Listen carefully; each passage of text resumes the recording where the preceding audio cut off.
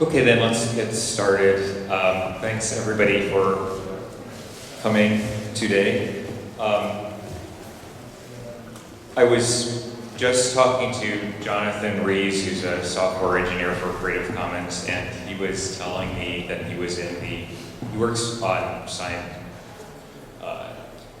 scientific issues. And he was just telling me that he was in an open government session, and the technical problems anyway, or techno-social problems that they were facing in open government were exactly the same ones that he sees in open access. Yeah, but they were using different words and they don't know about the work that he'd been doing. And that made him sad. And there needs to be better communication across those movements. So really there are a bunch of commons movements, and one of the reasons I wanted to bring this panel together is because I think they need to be talking more and sharing knowledge more and cooperating more. And I think it's particularly relevant at this CC Summit because we're figuring out our strategy for the next some years and creating the legal tool that's our main product that is going to serve the Commons for 10 plus years, I hope, because we shouldn't be doing another version anytime soon.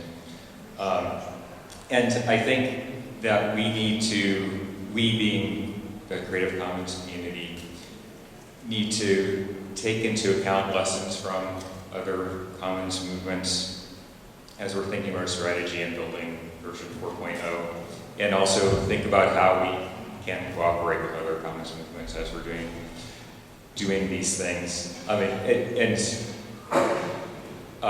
not only learn from movements directly, but also deepen our understanding of Commons theory, which I think ought to be informing our strategy and our tools.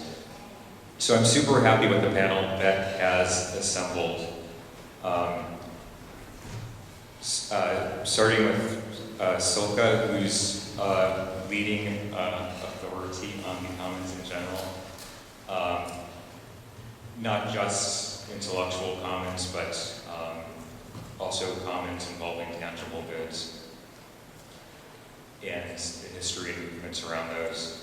And then we have Leonard, who has written about both Creative Commons and Wikimedia as movements. And we have Ting Ray, who's been the lead of Creative Commons Taiwan for basically the entire history of CC. So he has seen the Creative Commons movement from man's side and also is involved in free software, so also brings that perspective. And then Kat Walsh, who is on the Wikimedia board, but is really a leading light of the Wikimedia movements, much more than as a board member. So thanks again for coming. And I think the way that we'll run this is we're going to have statements from each of them. And if there are pressing questions specific to a presenter, then we can take a couple minutes to take those. But what I really want to do is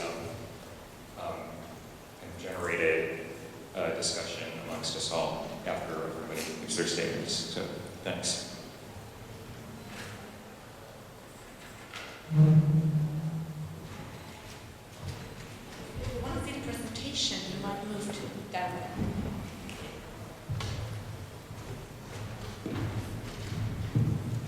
Well, hello. My name is Silke Helfrich from Germany. I work with the Common Strategies Group.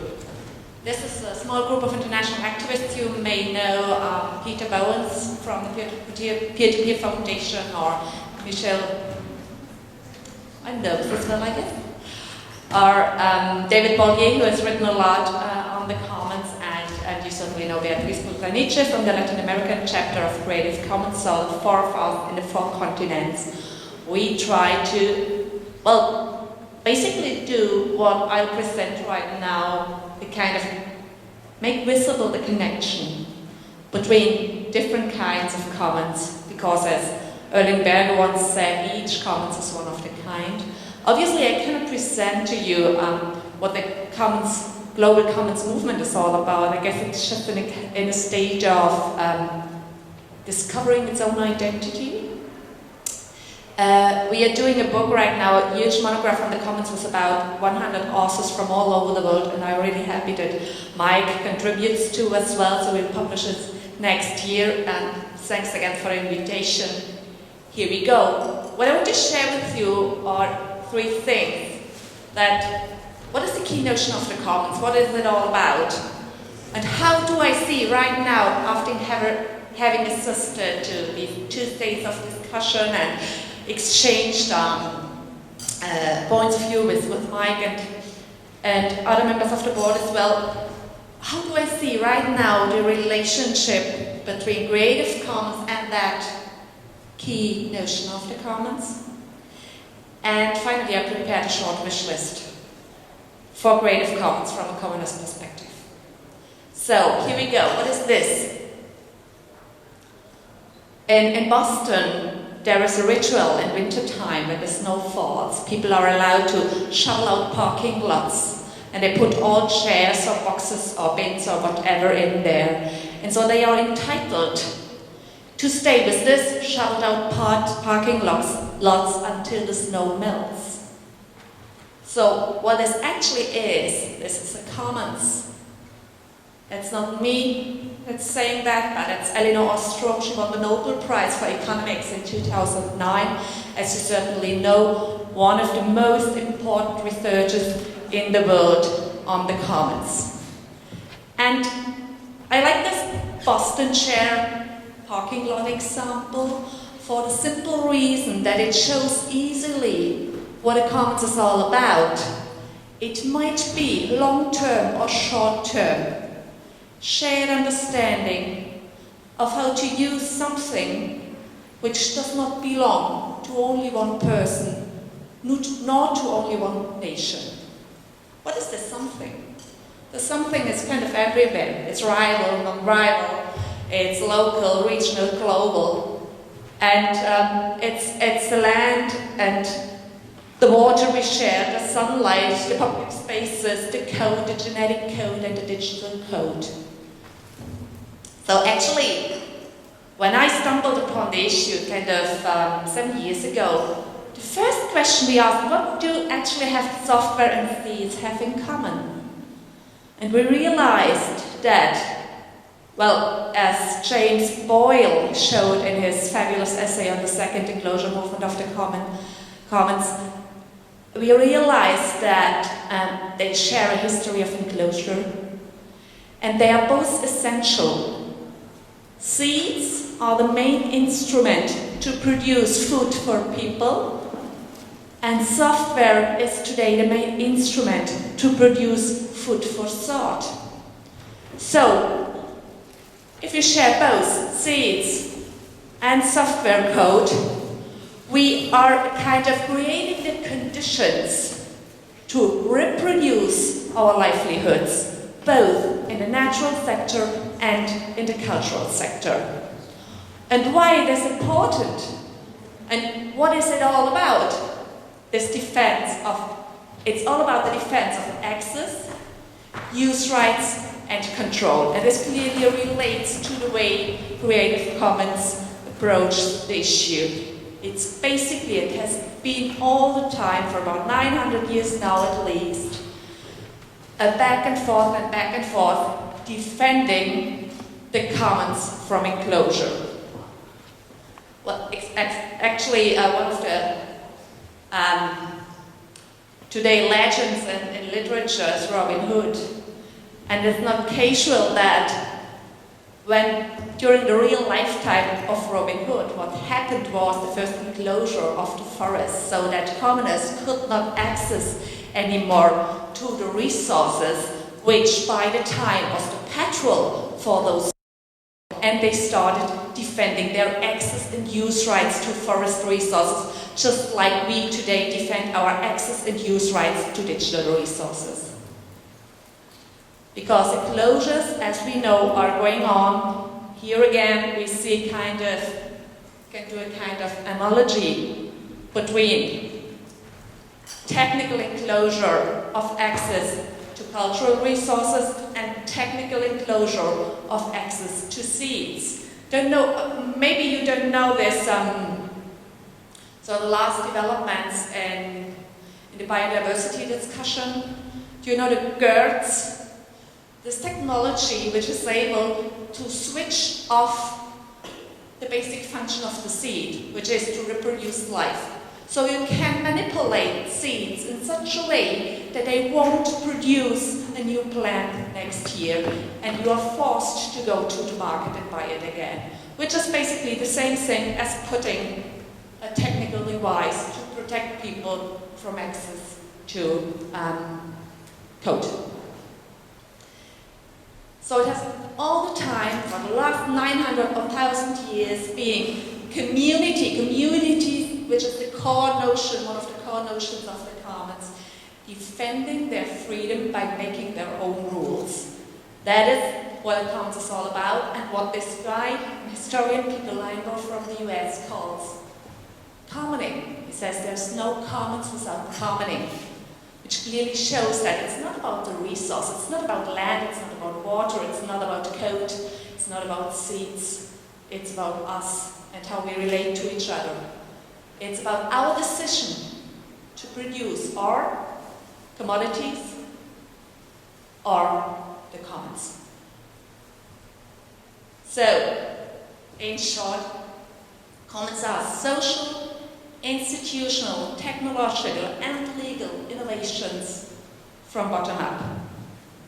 Creative Commons created such an innovation, such a new tool from bottom up.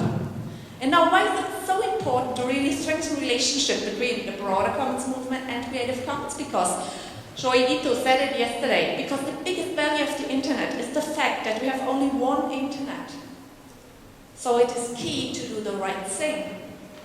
So Creative Commons is the organization who created from bottom up a set of tools for one of the main instruments in the world to reshape social relationships. That's why it's really key to use this instrument to do the right thing.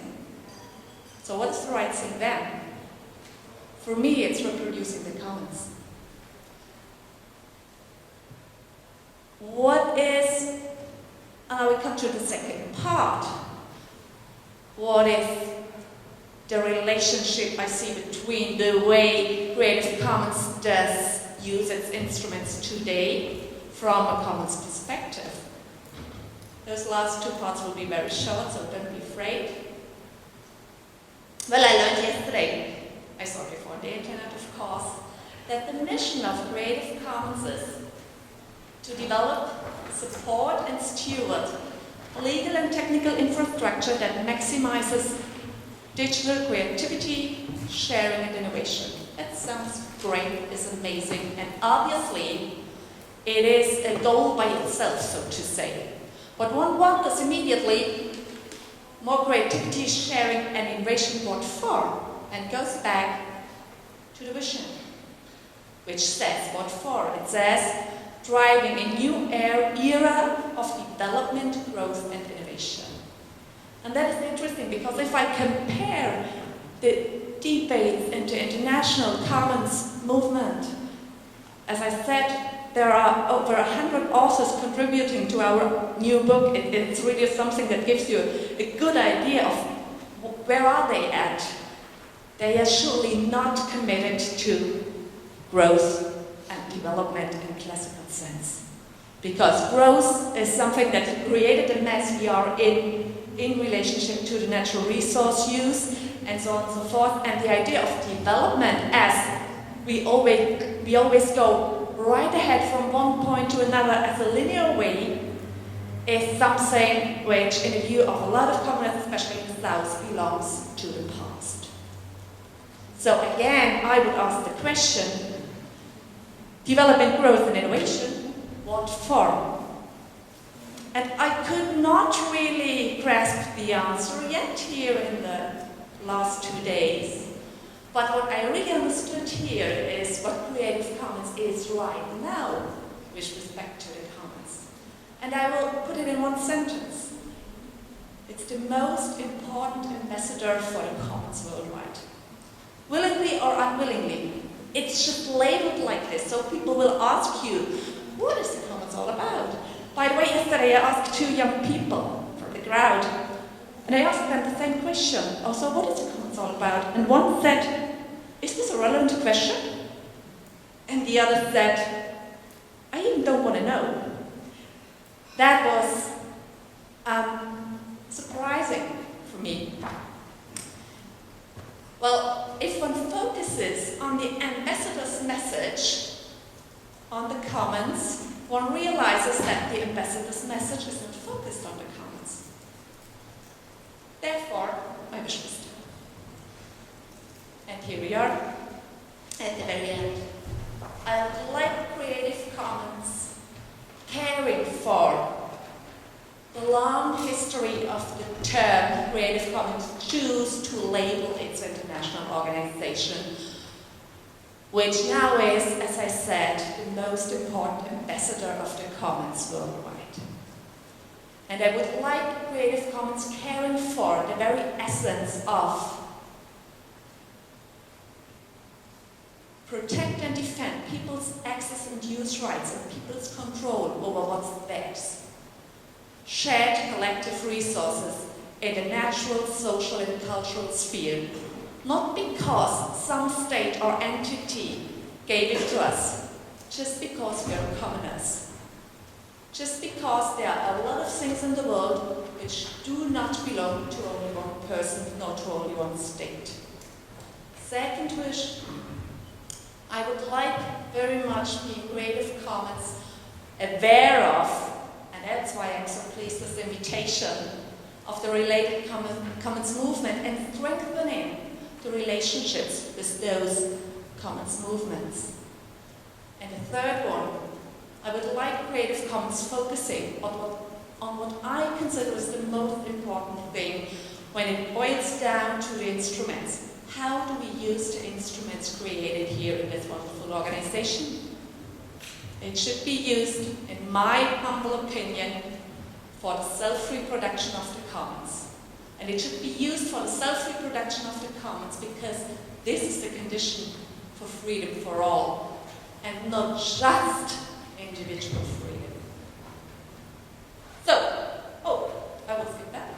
In short, be a steward. Stewardship is a very important notion in the international commons debate. There is no commons without commoning. There's no commons if there's no steward for collective resources. Therefore, be not only Creative Commons, be creative for the commons. Thank you.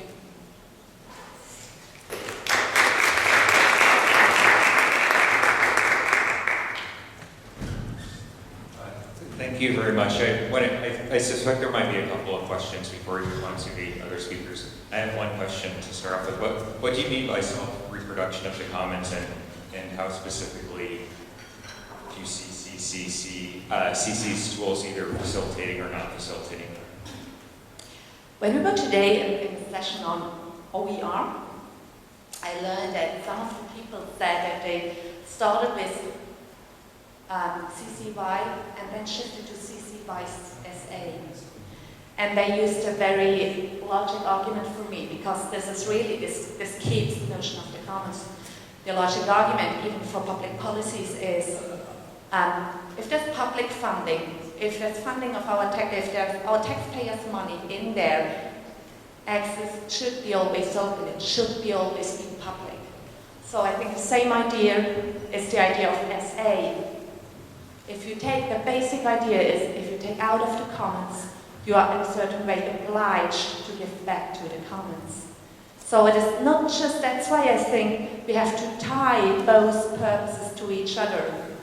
Take out of the commons and give back of the commons related to individual freedom. Because we basically think that, and yes, I say we, because that is a notion you find all over the world. It just was in Thailand, it's the same thing. If you discuss in Latin America about the buen vivir, the good life concept, it's the same thing. The basic notion is that my well-being depends on enhancing the well-being of others. So it's clearly a modern focus, not based on individual freedom, but on the reciprocity between individual and collective well-being. Anybody? Please, do you have some experience common to all this movement of enlarged movement of commons? I mean, for example, Fab Labs. It's also, I think, it's a way also to conceive common goods and so on. So do you have? Do you know some institute, some research, some program which relates everything like that? Because we are very interested in That's what we do. To do that. Oh yeah, okay, I mean that's our job, that's what we try to do. You do that? Yeah, we basically have a lot of colleagues in France. We did the first International Commons Conference last year in Berlin. And we brought people from 45 countries there. And the next publication just tries to focus on that. This Fab Labs, for instance, contribute to. Fab Labs is certainly peer production. But are they sustainable as well? Because if you link the discourse on the cultural commons with the discourse on the natural commons, you have to talk about sustainability in another way than sustainability means get funding, right? This is something we are really, really worried about, and the peer production scene is not very concerned with the team. So we try to bring it together and to say, peer-to-peer production is a great thing if it is linked to sustainability issues, because only then you can avoid taking resources from other people's commons. Yeah. Maybe one more question, if anybody has one before we move on.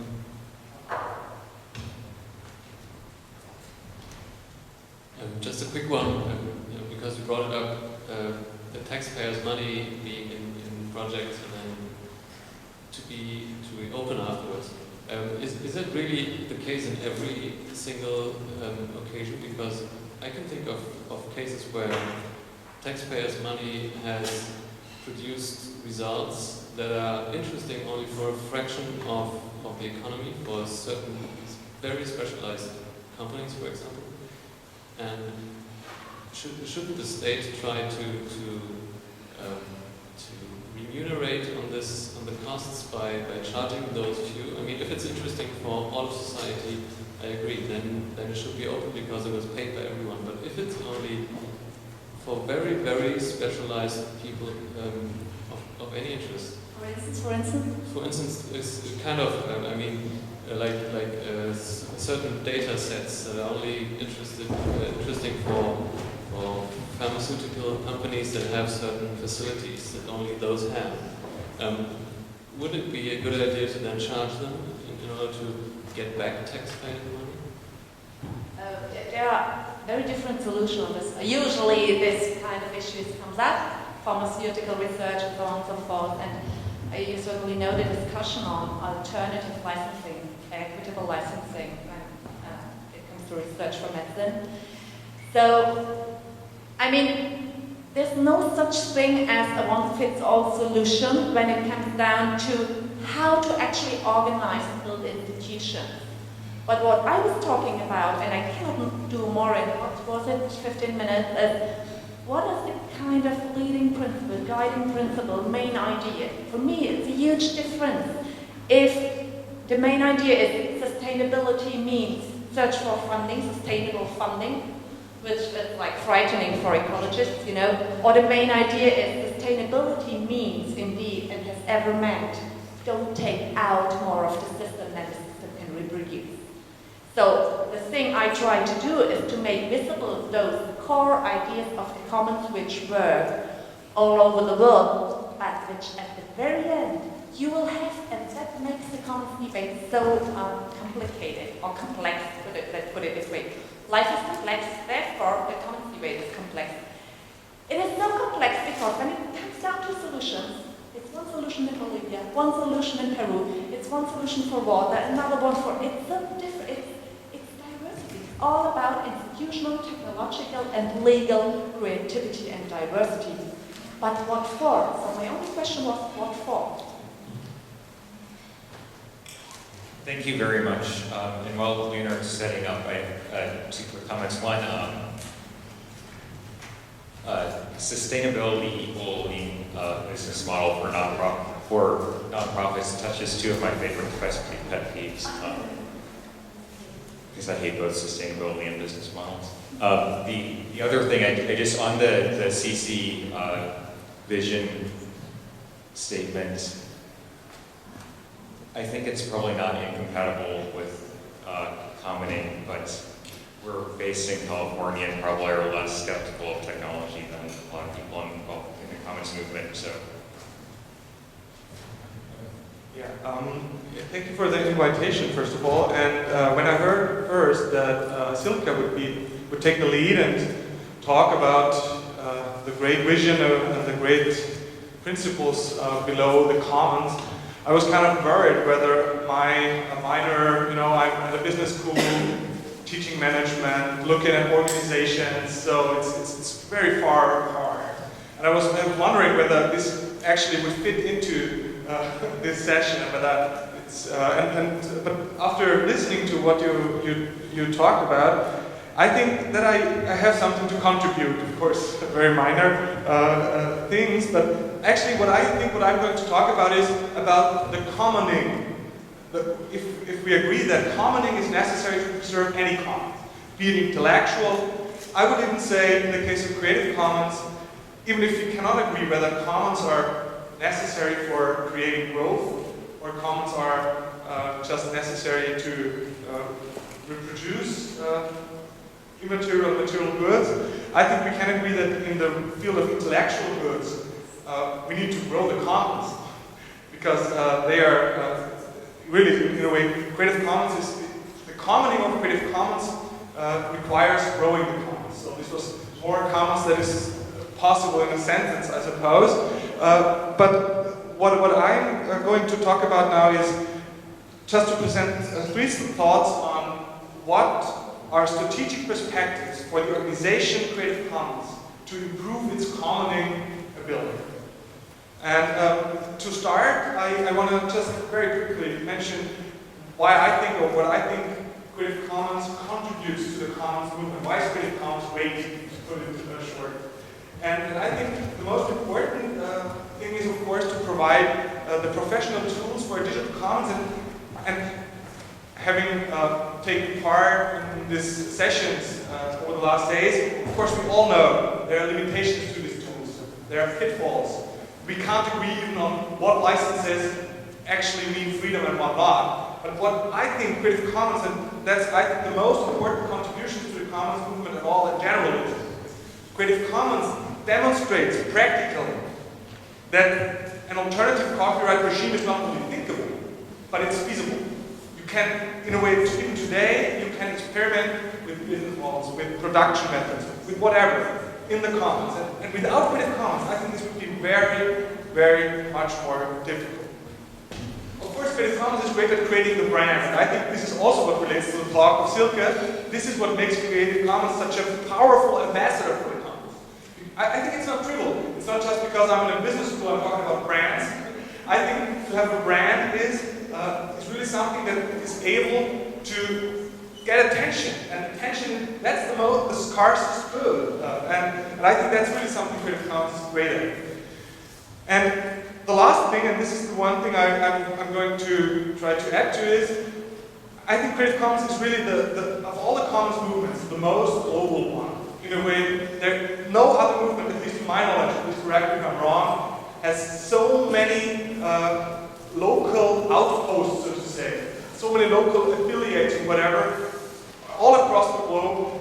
Even Wikimedia, which is also very global, as an organization, Wikimedia is still building up this power, this potential.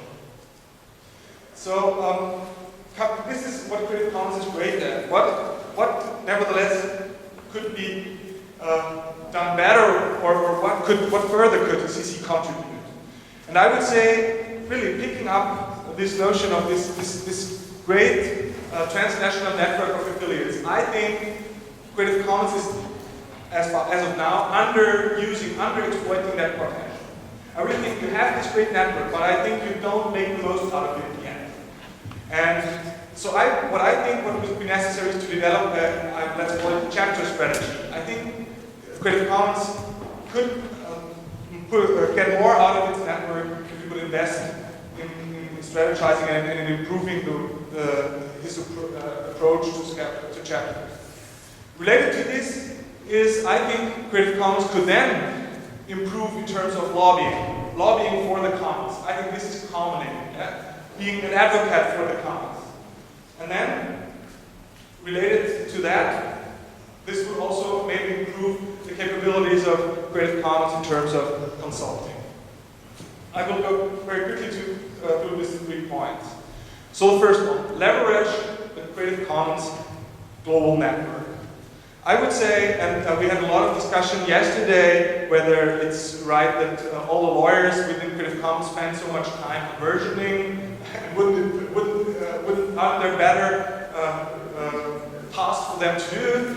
I agree, probably, there are better things, but I don't see yet these tasks develop. And I really think, I don't know, in Wikimedia, this is something maybe you can expand on that, but something that I think Creative Commons could learn from Wikimedia. I don't know whether you already did this in this global summit, but in Wikimedia, the chapters, they're having heavy discussions on what is the basics, what is the minimum task, the minimum work that chapters, that's how local subsidiaries in Wikimedia are called. What does a chapter have to deliver in a way? Yeah? This means also for Creative Commons, this would mean demand more from your local jurisdictional projects, but on the other hand, I would say, if you demand more, you have to support more. And so again, you can take, but you also have to give. And so I think the second thing related to this is, the first thing would just be define what could be tasks. What could be things the local chapters should do on a routine basis. But I suppose that might not be enough. And maybe Creative Commons should think of a long-term growth strategy, because what the affiliates were good for was to expand the Creative Commons networks work very quickly around the globe in a very short time frame. But I'm not so sure whether the same affiliate model is also best for growing the local outposts. And I think, I would at least suggest discussing whether it would be necessary, maybe even to switch to a kind of a chapter model as the Wikimedia organization has it. And this in turn hopefully would allow, and this is maybe the thing that most goes beyond Creative Commons as a single organization. I put it on here, of course, Wikimedia is transnational itself. Free Software Foundation is transnational itself. But then there are several other, I would call them local heroes. And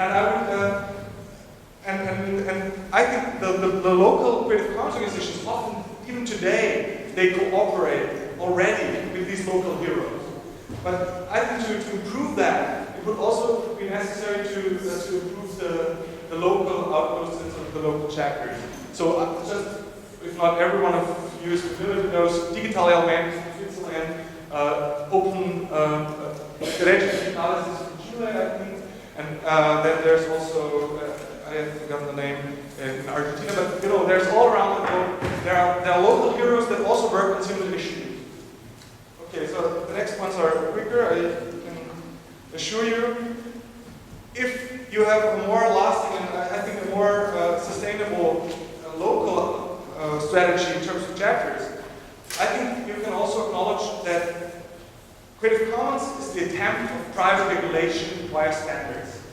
And for standards to get back to be more effective and to more effectively regulate the commons or protect the commons, it's important to have third-party enforcement.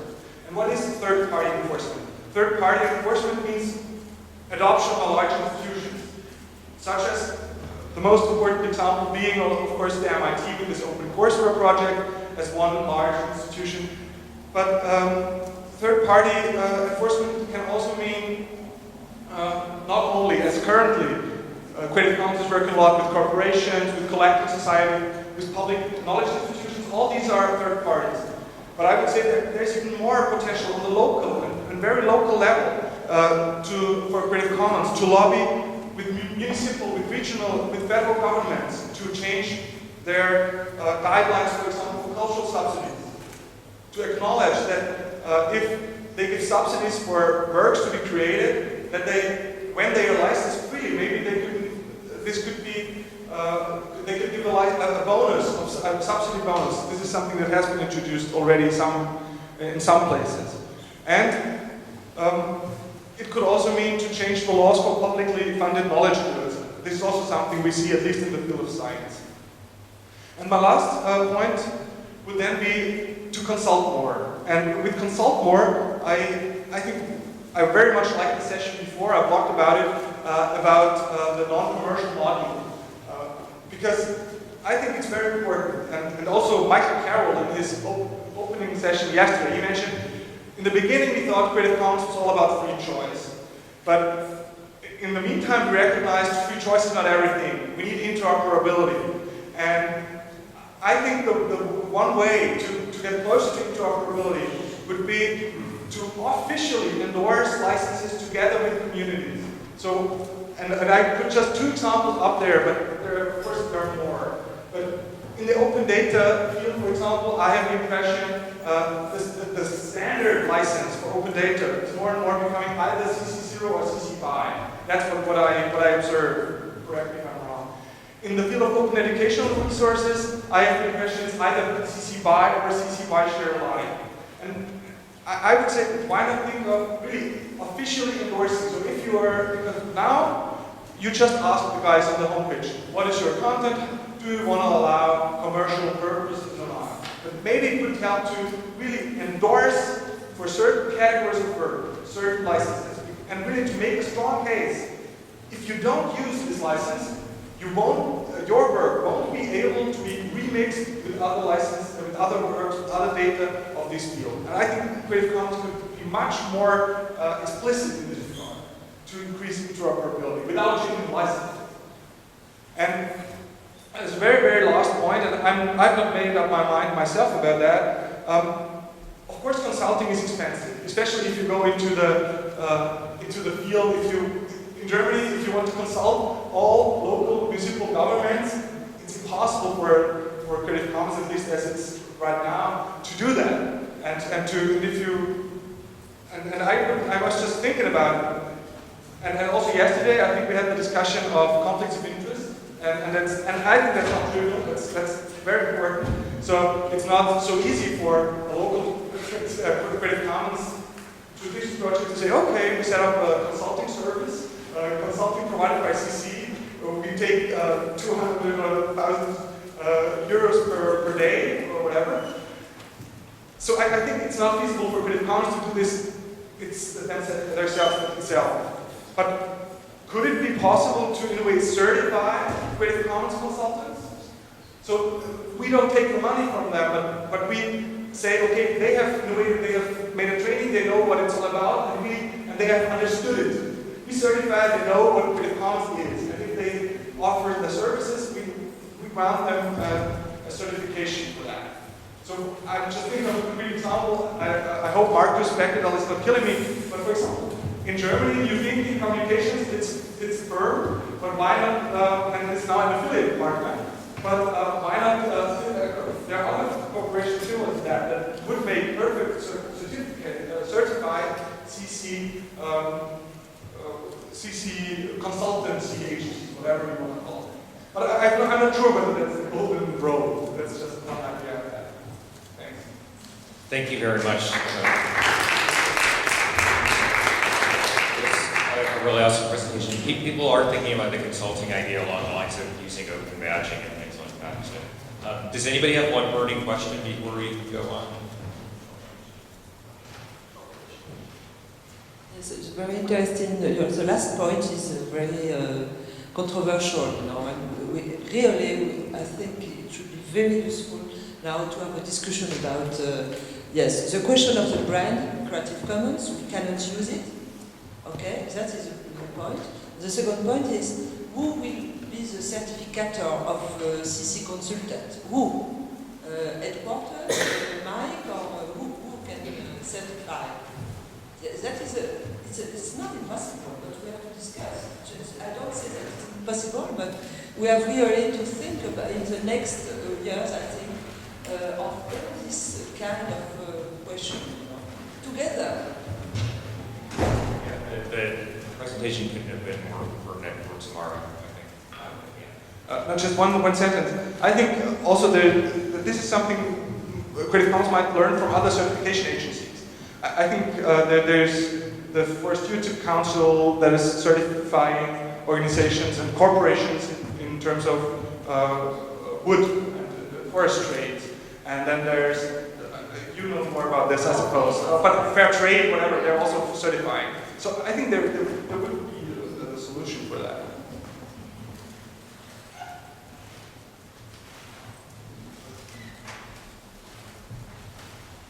Hello. I have never done this before. I'm going to read a script I prepared beforehand, because my English is not so good. So I should start by making a distinction between CC, the organization, and the CC, the license. I think this section is more about the role of Creative Commons, the organizations in the global common movements. Of course, one cannot talk about CC, the organization, but not talking about CC license. I think it will be useful, just an exercise, to discuss what CC, the organization, can do and should do when not talking about the CC license. So CC, the organization, has its vision in realizing the full potential of the Internet, universal access to research and education, full participation in culture. But CC, the license, are just for copyrightable works. And I think there's a gap between what CC license contains can enable people to do and what people can really do when there's a universal access to knowledge and cultures. I think CC should move forward to providing universal access to knowledge and culture. And I think this is what the Global Commons movement is about. My point is that there are tasks CC, the organization, can do and should do for this universal access vision, in addition to the maintenance and the promotion of the CC license. There are 3 areas I would like to see CC, the organization, work on. The first is about clear advocacy. The second is about content trust. The third is about live data. Let me explain. Clear advocacy. CC, the organization, should make it clear that it opposes to action that obstruct the universal access to knowledge and culture. In particular, when people abuse the CC license, CC should make it clear that it does not approve of such abuse. For example, a big company is making a deal with National Library digitizing public domain books. And this library agreed to that big company in imposing certain restrictions to access to the digitized books. Is such a trend aligned with CC's universal access vision or not? Another example, a company running a photo hosting site has offered to mark a person's upload of photo as a CC license, but the site also offered to remove CC license information when the person who uploaded the photo want to switch to an exclusive license deal arranged by the company with the third party about this photo. Isn't this abuse of CC license? So as a comparison, one can look to the Free Software Foundation, which not only provide the GMU general public license, but also make tiny commentary about the free software, about software freedoms. They criticize people and the company when they do seeing the wrong ways. They are not afraid of making enemies. Why CC the organization has many friends. So should CC, the organization, see itself as the equivalence of the Free Software Foundation in promoting the universal access to knowledge and the culture, or not? Content trust, we love Wikipedia and the Internet Archive. Not only their contents or services are free, we can depend on the two nonprofits to always provide them for free. These are content trust. This is my turn. They are managed content collection and trust by the contributor and the user so that the contents in the collection will always be free. A CC license work by comparison, it's just a single object made freely available by an action from an individual. A content trust, on the other hand, is maintained by a community of people with practice of sharing. CC should work closer with existing content trust to further advance this practice, which is certainly go beyond public license. So here is just a thought. How about CC collaborating with free photo in a free software community in forming a photo trust? This will help reduce the risk of CC license abuse I just mentioned, which is occurring just now.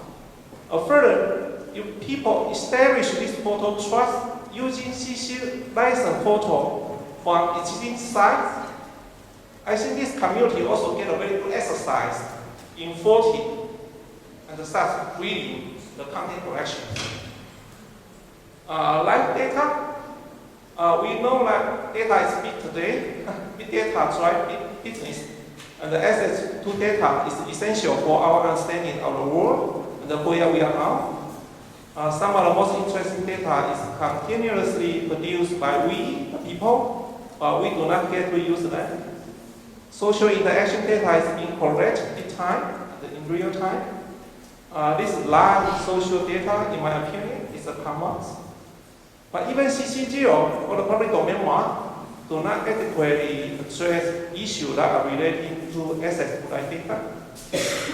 Currently, most usage of this live data is detected unilaterally by turn of service, and there's not much quality of service to speak of. So I think it's very important for CC to work with live or quasi-live data community like the OpenStreetMap to have a role in this new arena. Free access to and the reuse of public sector information is a similar area to look into.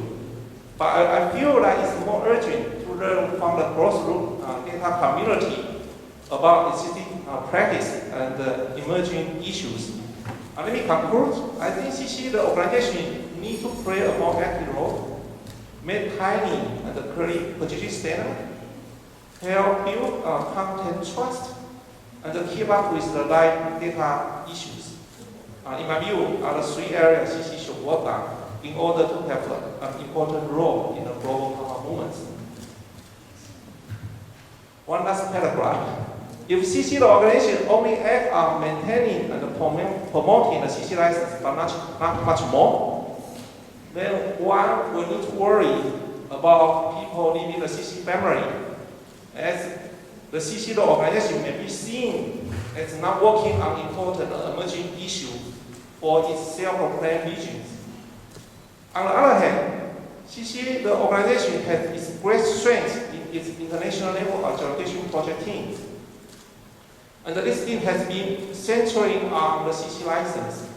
So if CC, the organization, play a more aggressive role in the commons movement, then one will need to worry about what are the objectives and tasks to further align the action of its global and diverse geological teams.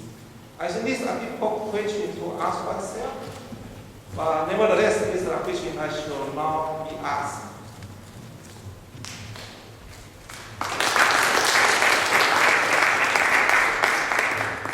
Thank you very much. We can take one question and then we have to let go. Or, okay, let's just go with Kat. We can take questions. We have to.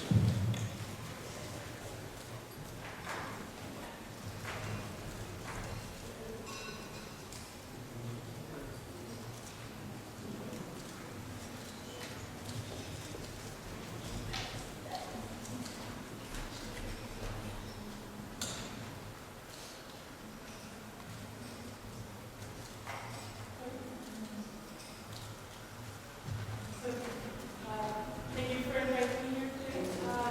I'm also really needed, and as a contribution to the discussion of the role of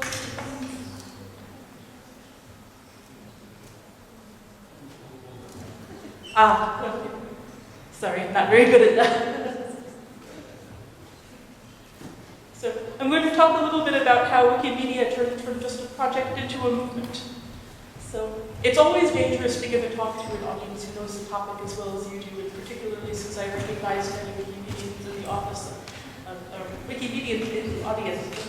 I'm sure that there will be many people who are looking and shaking their heads thinking that's not how it really went, or different opinions on this, and that is the nature of our local community.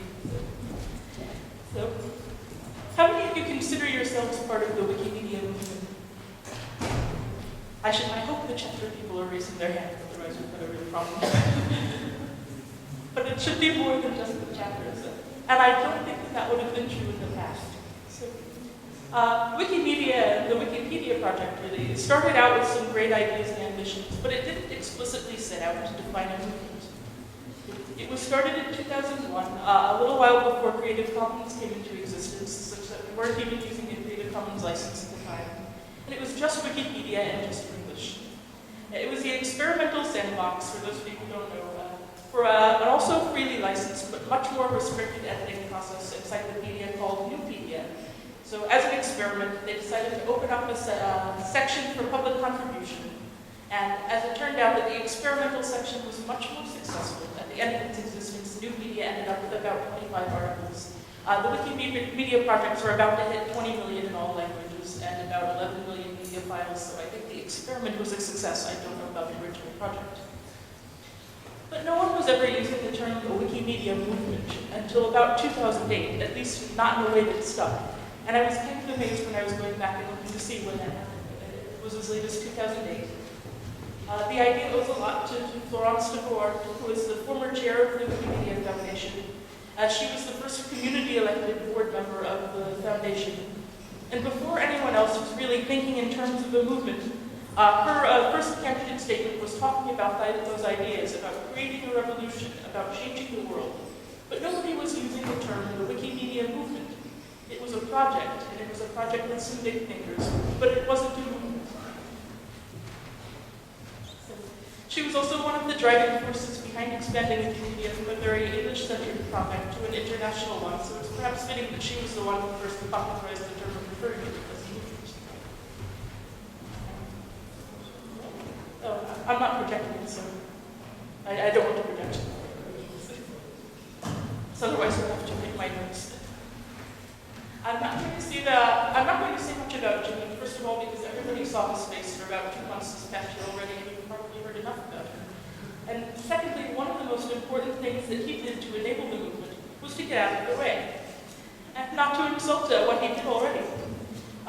One of the most important things that he did was to decide to make Wikimedia from his personal project into a foundation and not a one-man project.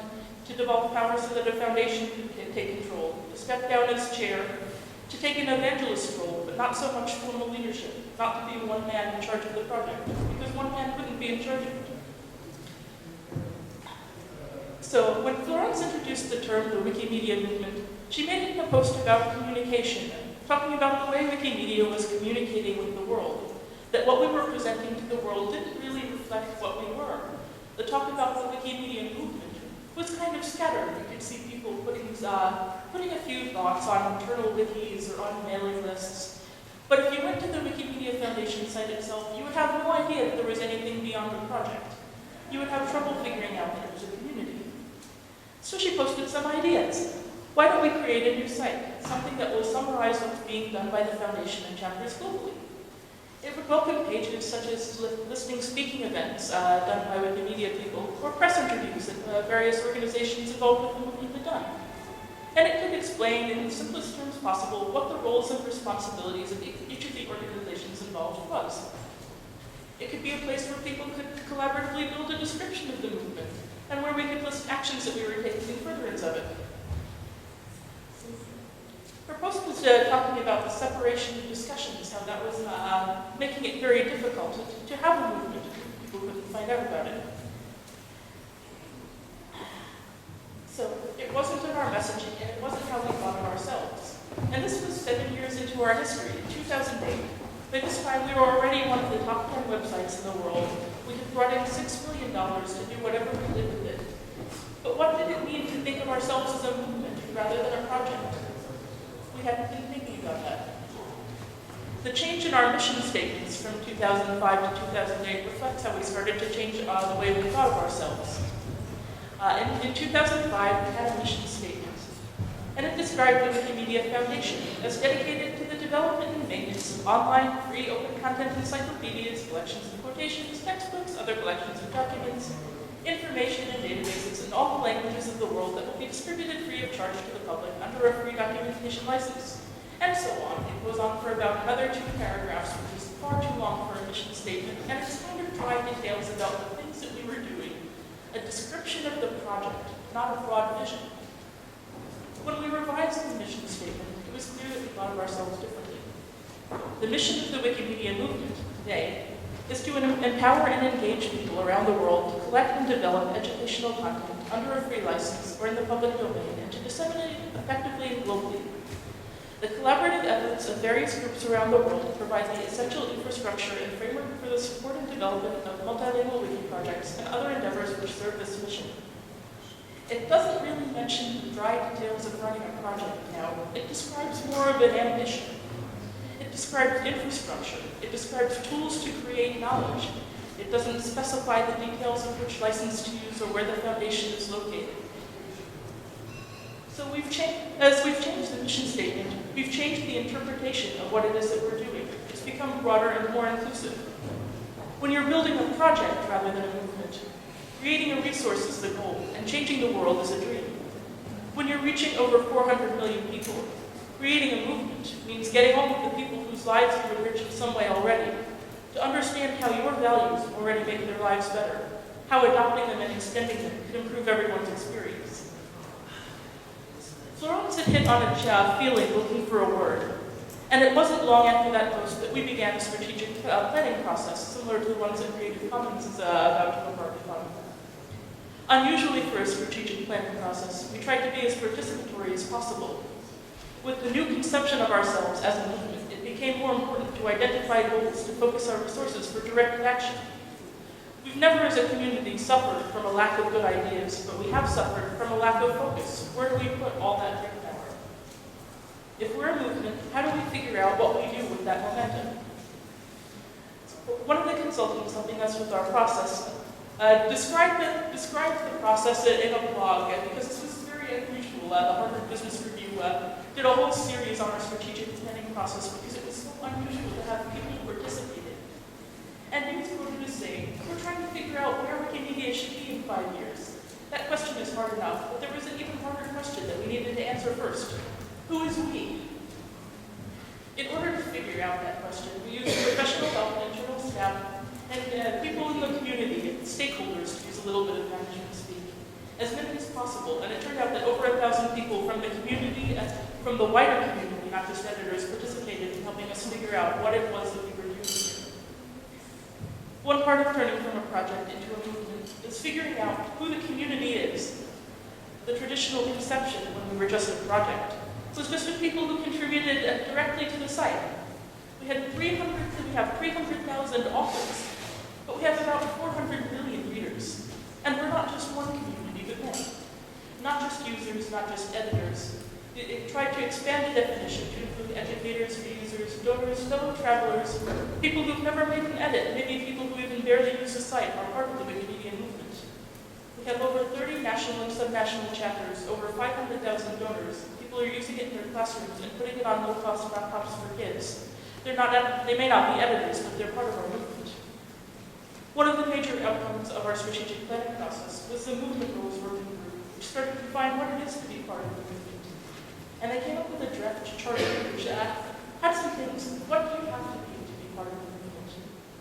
They all share common beliefs, values, vision, and mission, the same ones that the foundation adopts. Each group, a movement group, can set its own goals, but they must be in harmony with movement priorities. They must operate with maximum openness and transparency to the movement and share information as peers, maintain an ethos of self-regulation, be open to anyone who can contribute to the goals, share the commitments to diversity and non-discrimination, and shouldn't hinder the work of others who are working to advance the common goals. Now, trying to figure out how everyone does that is a little bit easier, is a little bit more difficult than it is to try and figure out what it is that we're aiming for. And I expect the chapters people in the audience here will certainly identify with that. So, thinking of ourselves as a movement. So the goals of the strategic planning process itself came out with a set of 5 goals that reflect our changed identity. We wanted to improve reach, content quality, participation, infrastructure, and innovation in a way that was in harmony with those principles. Each goal came along with its own small report, some practical actions and some ways to measure success. In talking about those goals and how to achieve them, it was not just top-down, but with the movement in mind. Some practical effects.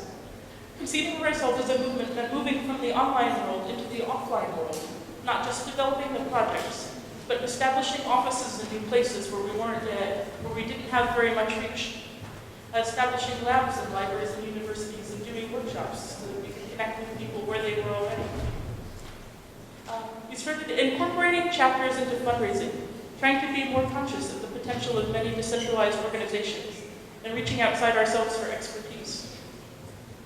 Changes the way you think about priorities. Decisions about fundraising were no longer do the books balance, but how does distributing money in this way align with the roles and responsibilities each of us have in the movement? We should have control of it. What should the chapters be doing, and what does it mean for them to be part of the movement? Thinking of ourselves this way meant trying to figure out how to communicate effectively with it and devote resources to it, and we now have several staff whose main job it is to be a liaison between groups. How do we research into ways people are contributing outside simply editing?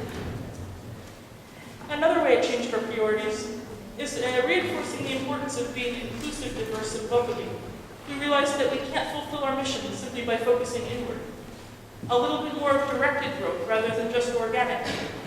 Everything that was easy to do has almost already been done. The way to fulfill our goals now is more directed growth.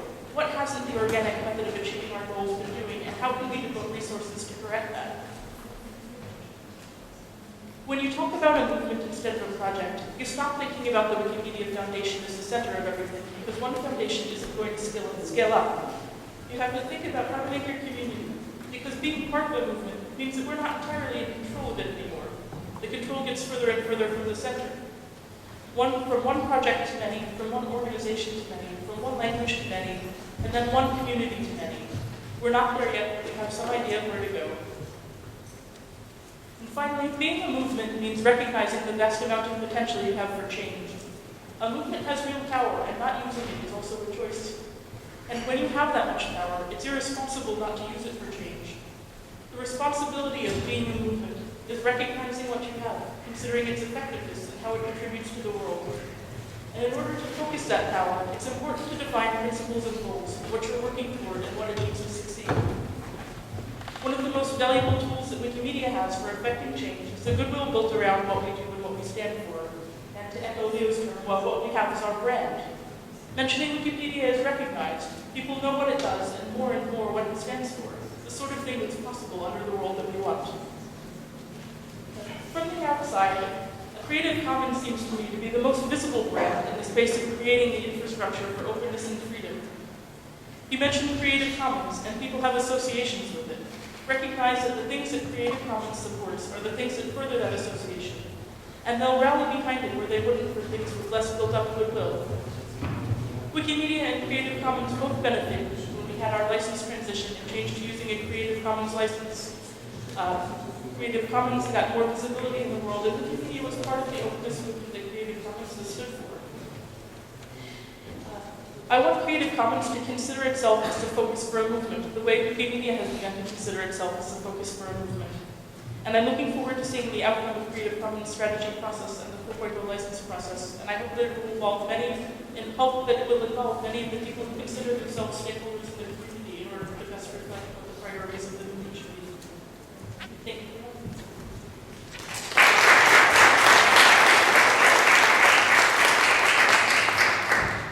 Thank you very much. I love how everyone's talk reinforced.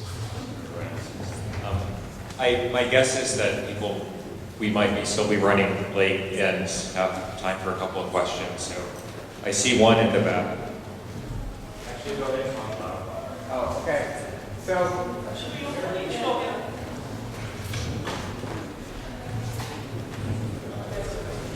This one's for Kat specifically. I am curious what your thoughts are as opposed on how well CC is currently handling being a community rather than just an organization, and what we can do and how we're failing at that also, and how we can do it better, and etc.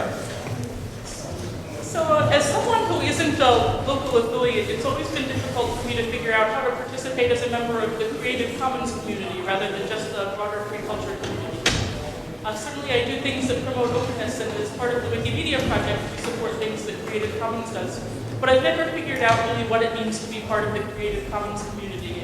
And I wonder if Creative Commons is thinking about making that more clear in the future, thinking of ways for people to really become part of the Creative Commons movement rather than for free culture advocates who like what Creative Commons does.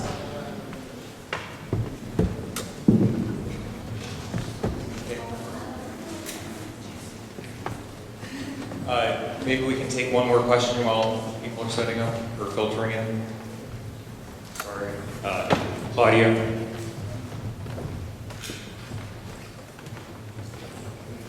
Hi. More than a question, it's a comment, just to follow up our friend from Korea. In the last session, when we had this same room, we actually discussed about the role of the Creative Commons license and the Creative Commons as a movement. And what we discussed about that was very interesting, because what we talked was about how Creative Commons has become more than a movement, than a tool. And the question is, how can we actually understand that change? And what we discussed in the last session was about, at least in Latin America, for instance, the Creative Commons movement had been very, very, very involved in the copyright reform process.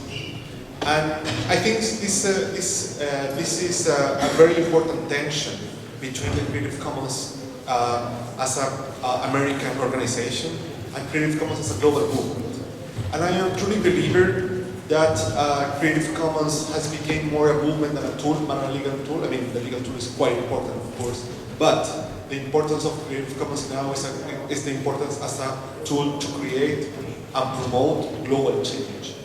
And the way that we can actually help to that is just providing these tools, but taking into account, especially, our importance as a global movement. And I think this is a very important point. I think we're going to have to continue that discussion tomorrow, but it reinforces the point, certainly, that Kat made. So thank you, everybody, who was here the whole time for attending. Thank you very much to the